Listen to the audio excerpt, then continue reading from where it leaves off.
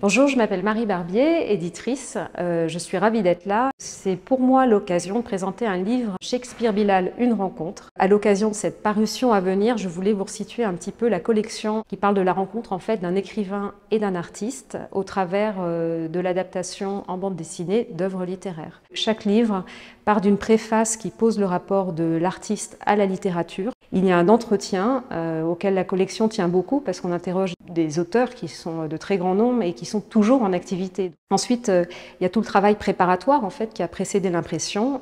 Ça peut aller, comme pour Blutch, des notes sur une nappe jetées à la va-vite, comme à des études de personnages extrêmement élaborées.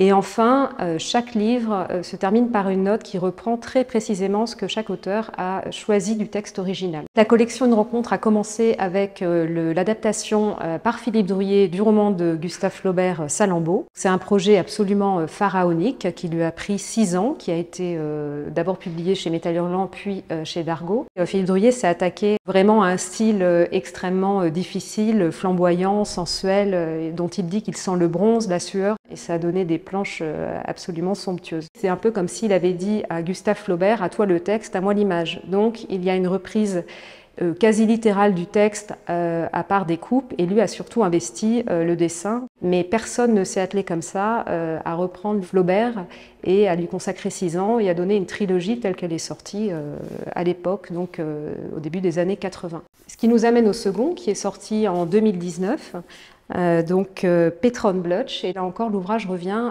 sur l'aventure de cet album.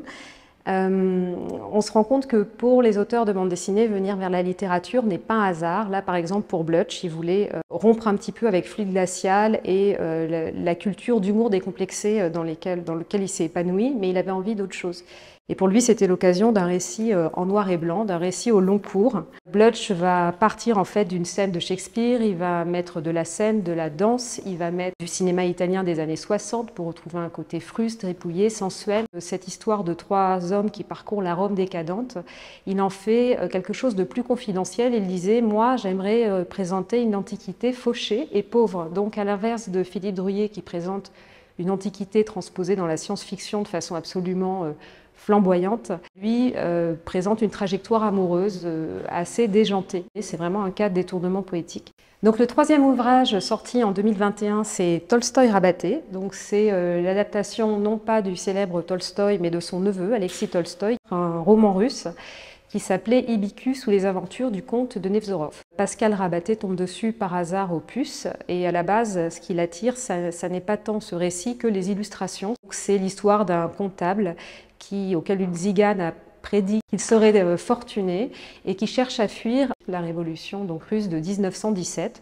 Donc c'est un anti-héros absolument sans gloire et dont le principal mérite est de survivre en fait. Il a développé finalement une esthétique pour jouer avec le chant, le contre-chant, parce qu'il est lui aussi habité par le cinéma, et donc à faire des angles vertigineux, un personnage toujours en mouvement. Donc que ce soit pour Philippe Drouillet, pour Blutch, comme pour Pascal Rabaté, le fait de comme ça s'abreuver un texte littéraire a donné tout autre chose que ce qu'ils avaient l'habitude peut-être de faire, et c'était également l'idée. Le quatrième ouvrage, eh bien, c'est Shakespeare-Bilal, et donc je vais laisser l'intéressé vous le présenter.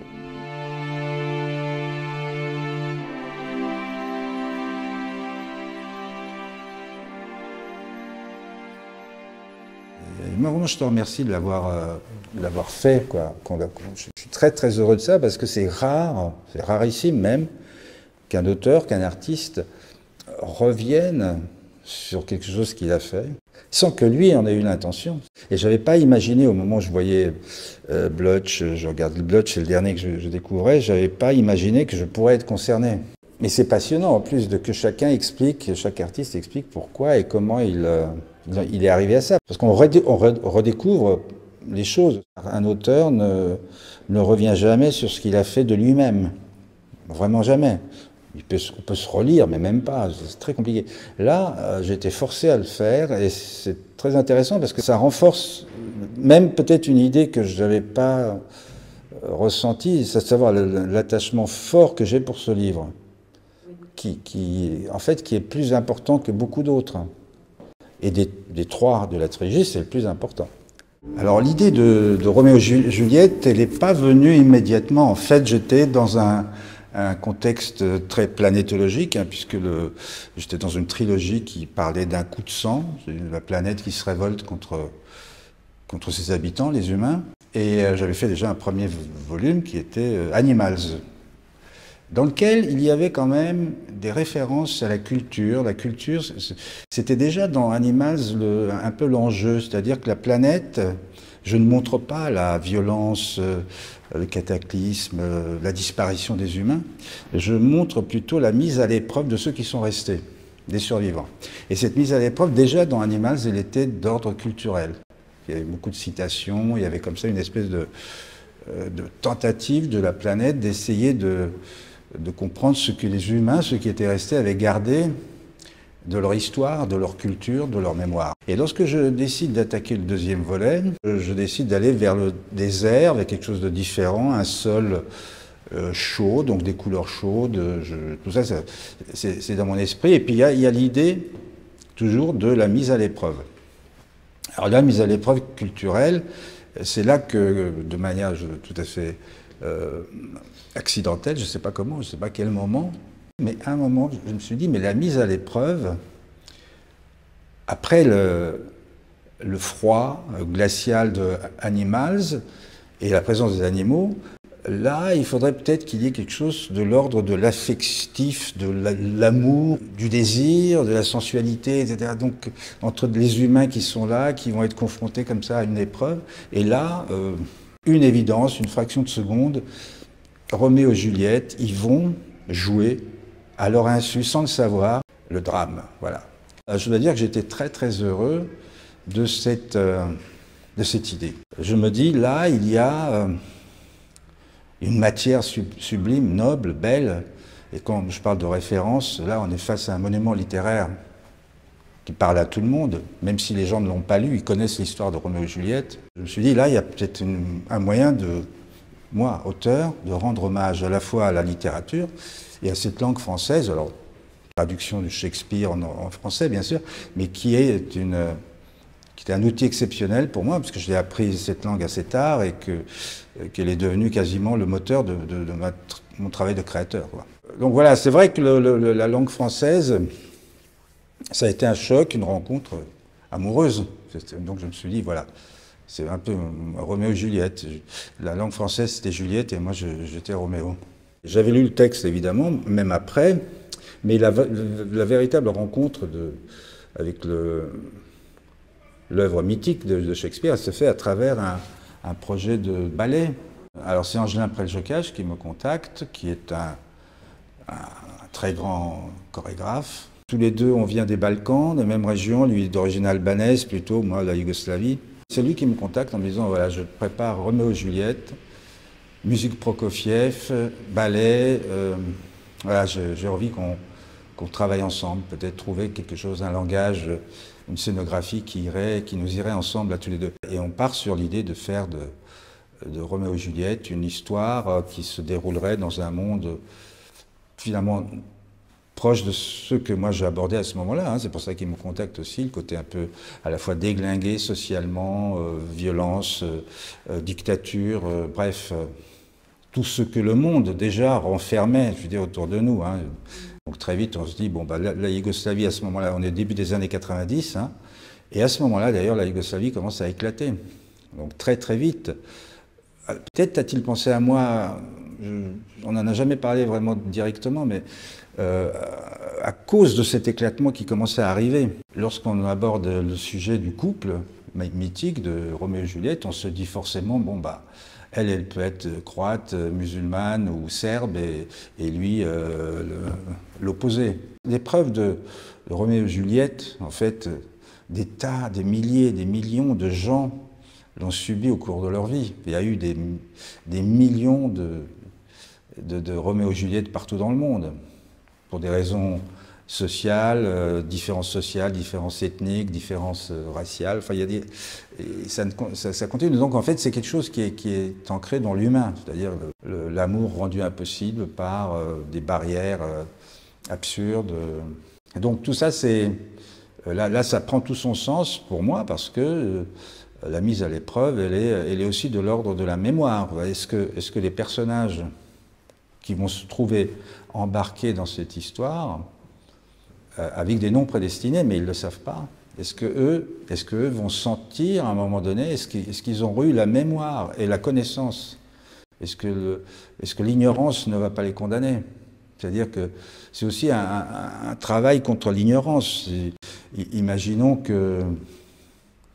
qu'ils aient ignoré tout, ou qu'ils aient ignoré l'existence de cette pièce, ou que le frère Laurent, en tout cas Lawrence, là en l'occurrence, n'ait pas eu le déclic, parce que simplement il avait la mémoire et la connaissance de la pièce, on aurait eu le drame. On n'aurait pas eu l'adaptation d'ailleurs, mais en tout cas c'est un des éléments importants aussi. Je pense que de plus en plus la connaissance, et par opposition l'ignorance, c'est quelque chose de très, très déterminant dans la vie de la société actuelle. Plus que jamais, je pense qu'il faut que la mémoire soit au service de la connaissance.